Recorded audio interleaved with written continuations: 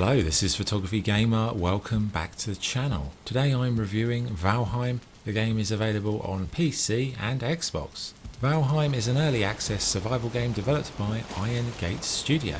In Valheim you play as a Viking sent to a strange land where you've got to survive, evolve your equipment and explore the world, but being early access there isn't actually any true ending at the moment. Okay, what is it like to play? Well, you start out as a feeble, naked Viking tasked with gathering resources to craft your first few items. A torch, a hammer, an axe, all these items will allow you to survive and gather more resources and eventually build a house. Food is also required to survive too, but it's handled differently to other survival games. You've got a health and stamina bar. The more you eat and rest, the better those things will be, and both will vary from day to day depending on how much you rest or the quality of the food that you consume. So if you're going to go on an expedition and you haven't slept or eaten in 2 days, you may not last too long at all. Now once you've got the basics sorted, you'll need to build your first home. A home is essential as it lets you sleep through the heightened dangers of the nights when all the freaks come out of the forest, and I'd say the building system in Valheim is truly wonderful. The freedom to construct your own idea of a house is just great. It's very user friendly, seamless, and it's only really limited by your imagination. But beware, eventually your home will get raided, and these can often result in your house or even you being destroyed. So in time you'll need to fortify, but that process is also greatly satisfying as you see your crappy little house turn into a vast estate fortified against any enemy attack. Crafting I'd say is pretty simple, whether that be basic items you can craft by hand or the crafting stations like workbenches or forges. In terms of combat, the game opts for a pretty simple arcade type feel. Maybe it does lack some tactical depth, but it makes for a very easy pick up and play style. You can equip various weapons, shields and the like, and there's enough options for all styles of players. Okay, what about the actual world itself? Well, there are various biomes such as the lush meadows, the cool black forest, or the deadly swamp, or the absolute hellhole that is the plains.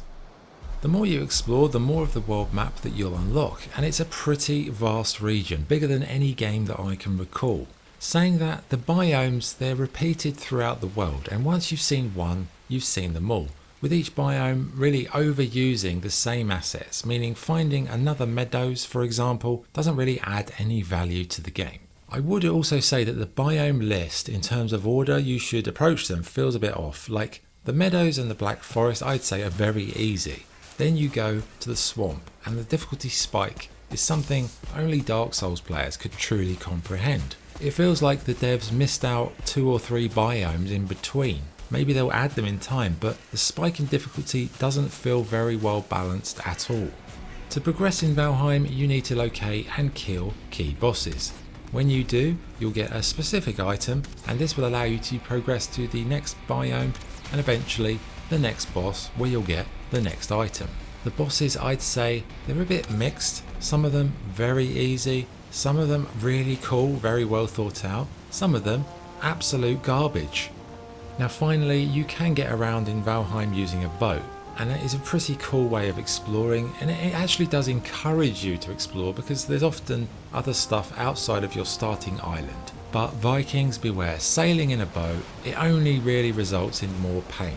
If I had advice for any new player, I would say do not sail unless you absolutely have to, because your starting landmass might actually have the first 4 or 5 biomes within it. Now you can also teleport later in the game once you get the ability to do so, but sadly certain items are banned from teleportation, which doesn't make any sense because you can teleport them in other forms, and also it doesn't feel like it adds value to the game, it just adds time. You know, if it just adds time, it's not a gameplay quirk that works, it's just something the devs have said do this so it takes people longer to get through it. That's not a good gameplay choice, but you know, hopefully they can change that because I don't think it adds value at all.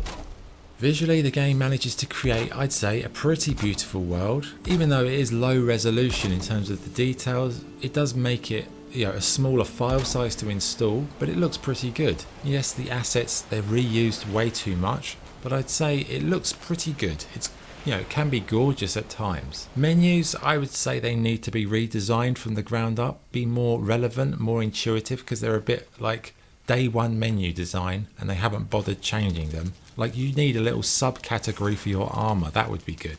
Okay, what about the audio? Well, most of the music I'd say is beautifully crafted with really memorable and sublime tracks that, I have become so fond of over time. The boss fight music though, I think most of it is like very cheap Dark Souls budget rip-off. Not great. I think they could have done so much better with the boss music, but the general music is delightful. Okay, the good and the bad points. What's good? The building side of the game is unrivaled. Exploring the vast world is enjoyable on the whole. The amount of craftable weapons and armour is very impressive. It's a game solo players can play as well, although you do need a friend now and then for the harder moments. And most importantly, it's very playable. It's very addictive, and it kept me coming back for more even long after I finished all of the existing content. The bad points? The difficulty jump between some biomes is very, off, it's ill balanced. Those biomes are also a bit too samey with overused assets. Some of the boss fights felt pretty poor in terms of being thought out or like the implementation of them. Fast travel restrictions add zero value to the game, and the overall game could do with a lot of quality of life improvements with the interface, the controls, just small little finicky details that you play it and you think, this doesn't need to be this way. I think it needs someone to come in and do a kind of quality of life overhaul, because I think the developers have got tunnel vision in some respect. Okay, verdict. Valheim may still be an early access game, but it does feel more fleshed out than a lot of survival games that have actually been finished. It's a very addictive game. It's easy to get lost in the exploration or the building, and aside from some balancing issues with biome progression and overpowered enemies, it does a remarkably good job of keeping you coming back for more. I finished all the game content in around 200 hours, but I still play in a new map, and I've been making guides since then, so I still love it. I actually think the second time through it's a better game because you know a few of the ropes, so you can enjoy it more. I really do love it.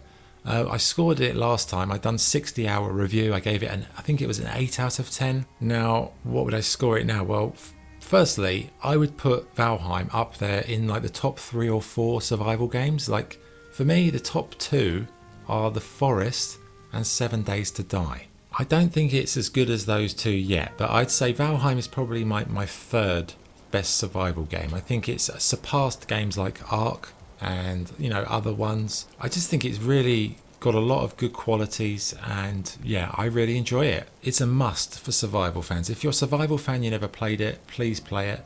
But I would say it's also quite a good access point. If you've never played survival games and you want to play your first one, this one, it's kind of easy at the beginning. It does become brutal, but you can just play it and relax. It's a very chilled, relaxing game, great for playing co-op with your friends. So scoring, what would I give it? I would say now, after all these hours of play, 250 now, it must be more than that. I don't even know what the clock says on Steam, but I'd give it a 9 out of 10. It's a very good game. Okay, there you go, that's the review. Thanks for watching. This is Photography Gamer, signing off. Thanks.